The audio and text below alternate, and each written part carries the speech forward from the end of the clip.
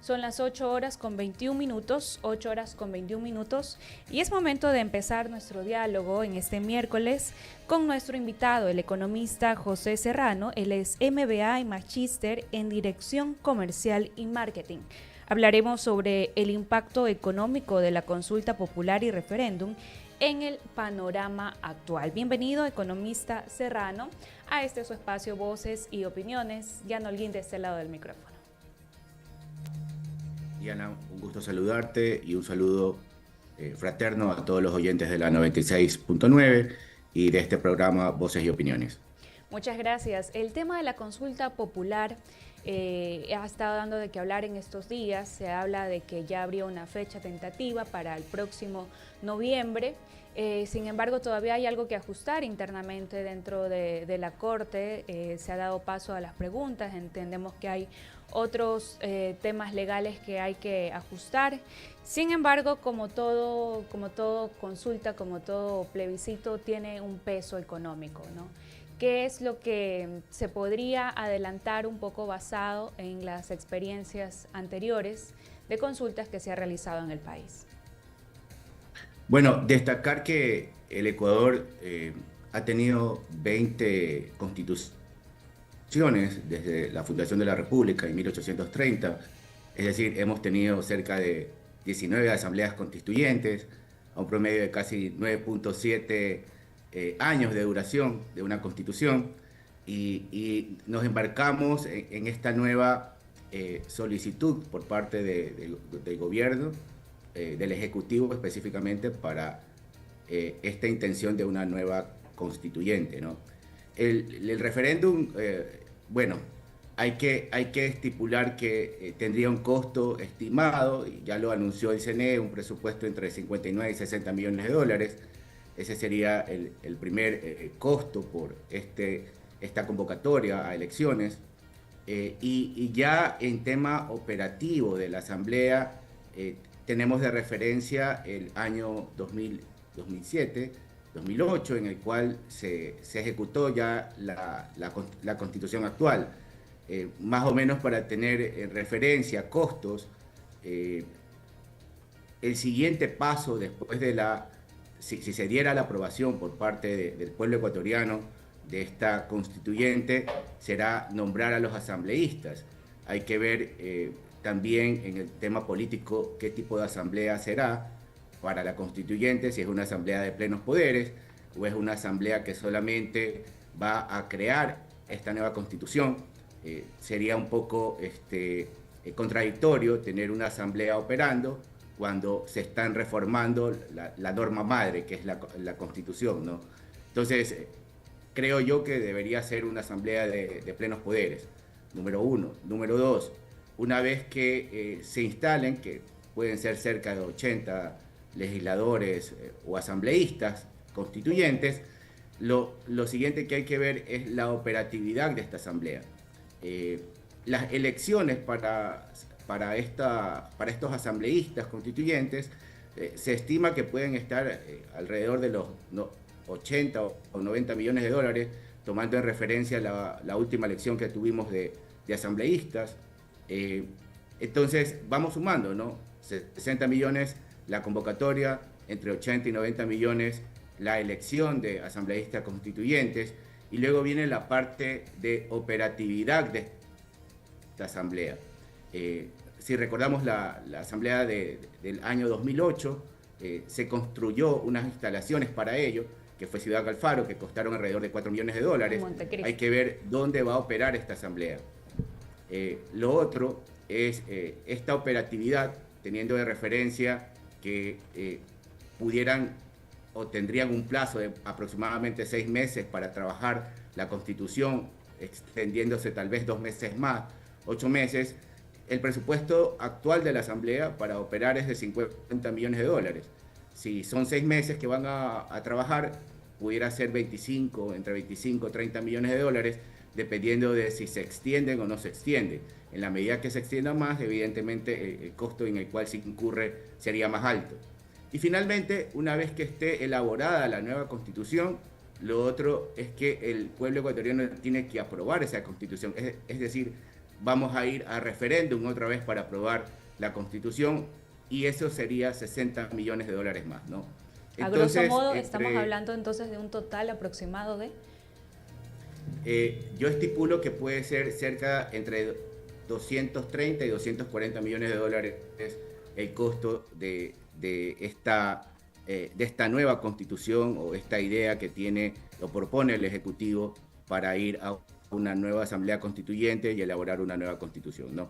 Entre los tres referéndums, la convocatoria, la elección de asambleístas, más la aprobación de la constitución y la operatividad de la asamblea, ¿no? Eso sin contar, evidentemente, si se construirá un lugar o se designará un lugar ya para que ellos trabajen, ¿no? Bueno, vemos que se pueden definitivamente hacer muchos cambios estructurales en la Constitución. Y en términos económicos, desde su punto de vista, ¿qué sería importante tener en cuenta para poder revisar, analizar y llegar quizás a hacer también algún cambio que pueda impactar no solamente a un sector, sino digamos que a nivel de la política económica? Bueno, la primera es de dónde vamos a sacar los 240 millones de dólares, ¿no? Sabemos que tenemos un déficit presupuestario en la última proforma de cerca de 5.625 millones de dólares. De allí que era evidente, y lo conversábamos contigo, Diana, en una entrevista previa, de que la pregunta era cuándo se iba a dar la eliminación de subsidios, ¿no? Y hablamos de eliminación del diésel. Justamente creo que nosotros tuvimos una entrevista el lunes o martes y el viernes ya se anunció la eliminación del subsidio. Entonces, tenemos un Estado que tiene un déficit que, si se ha eliminado el subsidio actual del diésel, esto incrementaría su déficit en 240 millones de dólares aproximadamente, porque no existe financiamiento actual. Entonces, vamos a tener que recortar de algún otro lado o de algún gasto o disminuir la inversión para poder sostener este proceso electoral, ¿no? Entonces, el panorama es, ¿vale la pena esta inversión? ¿La necesitamos? ¿Es el momento para hacerla? Evidentemente ya ahí entra un tema de análisis político. Yo pensaba o estimaba que primero sería la convocatoria a referéndum, asamblea o consulta popular y luego vendrían las medidas económicas como por ejemplo la eliminación del diésel. Sin embargo, el timing cambió. Entonces ya entra un tema de estrategia política y estrategia presupuestaria en cómo vamos a poder financiar este proceso electoral, ¿no? Claro, porque en teoría, por lo menos con el diésel, se hablaba de un ahorro importante y ya de manera sostenida se hablaba de unos 600 millones de dólares, ¿no? Incluyendo el tema de la compensación que se va a realizar en los próximos meses. Pero vemos... Claro, el subsidio era un total de aproximadamente 1.100 millones de dólares. Evidentemente, lo que se buscaba es eficiencia, que este subsidio vaya a los sectores más populares, a los sectores más necesitados. Por lo tanto, era claro que debían existir medidas compensatorias, como las que ha tomado el gobierno en el tema de, por ejemplo, bonos para el sector agrícola, ¿no? Entonces, el tema de maquinaria, el tema de préstamos blandos, el tema de ofrecer a los transportistas esta chatarrización, han sido medidas compensatorias. Evidentemente, los 1.100 millones de dólares no es que iban a entrar directamente a caja, sino que se buscaba de alguna manera, como lo ha dicho el Estado y el gobierno, redistribuir estos 1.100 millones a los sectores más necesitados, ¿no? Y ahora la pregunta es, ¿qué otras medidas va a tomar el gobierno en cuanto a reducción del gasto? Veo poco probable el tema de aumento de ingresos, porque eso implicaría o más impuestos o una mejora en la recaudación petrolera, lo cual no va a suceder. Entonces, la medida va a estar por qué otros gastos o qué inversión se va a dejar de hacer o se va a postergar para obtener los fondos necesarios para, evidentemente, llevar este proceso electoral a cabo y darle el financiamiento al Consejo Nacional Electoral para que se ejecute las elecciones. Ahora, este valor que estábamos analizando al inicio, aproximadamente 600 millones de dólares que costaría tener una nueva constitución, sería en el óptimo caso cuando se llegue pues finalmente a esa etapa final. Pero entendemos que hay varios procesos de consulta, por lo menos en esta primera etapa, y luego la conformación de asambleístas. Quizás algo pueda pasar en el camino que pueda detenerlo, y este dinero destinado pues quizás no cumplió su objetivo, sería como un dinero desperdiciado, en otras palabras.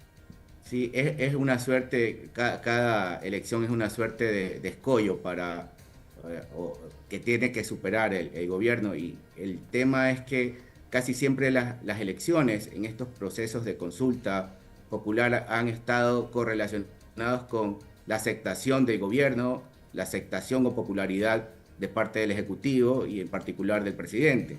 Ya hemos visto que en otras ocasiones, como por ejemplo sucedió en la consulta popular el presidente Lasso, no llegó al término que se requería, fue rechazada totalmente. Entonces, igual fue la consulta popular también de nuevo, en el cual se rechazó, por ejemplo, el tema de trabajo por horas, ¿no? Entonces, siempre está acompañado, relacionado todos estos procesos electorales a la popularidad y aceptación que tenga en ese momento el gobierno y el ejecutivo. Entonces, cada escollo va a tener que superarlo. En la convocatoria a referéndum, para que se ejecute o aprobar que se dé una asamblea constituyente, evidentemente aquí entra la parte comunicacional, la fortaleza que debe tener para hacer llegar este mensaje al pueblo ecuatoriano de la necesidad de una asamblea bajo la perspectiva de gobierno, las reformas estructurales que deben ser bien comunicadas para que a su vez el elector, el votante, sienta que esta es la herramienta para tener un cambio profundo en el país, un cambio en la parte estructural en esta norma madre, ¿no? Entonces, así mismo va a suceder en la elección de asambleístas constituyentes, porque ahí se puede formar una nueva mayoría y hay que ver si el partido de gobierno ADN tiene esa fortaleza para tener un número preponderante de asambleístas constituyentes. Si no entran a negociar muchos términos, y ahí viene que pudiera no ejecutarse todo lo que inicialmente tiene planificado el gobierno, ¿no? En la parte de cambios estructurales. Entonces, y finalmente, una vez redactada, construida la Constitución, o la nueva Constitución que propone el gobierno, vendrá la aprobación por parte del pueblo ecuatoriano. Entonces, es otra suerte también jugársela ahí en la parte electoral, que en su mayoría apruebe el pueblo esta Constitución. Entonces, efectivamente, cada proceso electoral va a estar arraigado o acompañado de cuál es la aceptación del gobierno, cuál es la popularidad que tiene en este momento el Ejecutivo, o en ese momento el Ejecutivo, y finalmente superar estos tres hitos o estos tres escollos que va a tener para que tengamos una nueva Constitución, ¿no? Economista Serrano, y en cuanto al panorama que había en el 2007, cuando fue la última constituyente para tener la actual constitución que tenemos ahora, ¿cuál era, cómo estaba el país en ese entonces en cuanto a ingresos, y que existía un déficit parecido al que hay ahora? Bueno, son panoramas muy distintos. Desde la fuerza del gobierno, aunque en abril, cuando parte del ofrecimiento de campaña del gobierno del presidente Noboa fue, efectivamente lo anunció, ya que su propuesta era tener una asamblea constituyente. Igual fue el gobierno de Correa. En su momento, su propuesta, si ustedes recuerdan y hacemos un poquito de memoria, era la propaganda de que los congresistas, ya no eran asambleístas en ese momento, congresistas, iban en el ascensor disfrazados de payaso. Entonces su propuesta inicial siempre fue llamar a una asamblea constituyente y redactar una nueva constitución. Entonces, pero la diferencia es que en ese tiempo las finanzas estaban más equilibradas. No teníamos un déficit como el que tenemos actualmente en cuanto al porcentaje del PIB. el manejo macroeconómico del gobierno precedente, que fue de Lucio Gutiérrez, fue óptimo, aunque en muchas medidas no fueron populares, pero él incluso tuvo un superávit. Entonces, esa es la diferencia en cuanto al contexto económico y político entre uno y otro, ¿no? El gobierno de Correa inicia con un gobierno precedente que fue destituido, pero que tenía un manejo económico óptimo, un superávit, mientras este gobierno, que ya lleva más de año y medio en funciones, ya mantiene un déficit que ha sido permanente durante los últimos 10, 15 años. Déficit presupuestario, me refiero. Entonces, han sido déficits presupuestarios continuos que Ecuador no ha tomado las medidas y ha ido postergando en el tiempo, por ejemplo, estas medidas de eliminación de subsidios, y no ha tenido una proforma presupuestaria realmente y debidamente equilibrada, ¿no? Esos son los dos panoramas distintos, tanto en el aspecto económico como en el aspecto político.